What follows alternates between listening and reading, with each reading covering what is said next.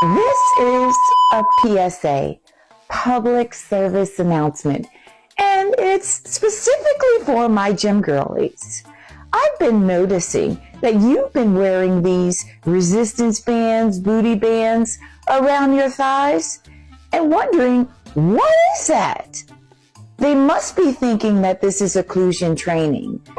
Is that what it is? Basically, it's the restriction of blood flow. Oh, wow. I didn't know that. And ladies, we don't want to restrict the blood flow in the pelvis area, do we?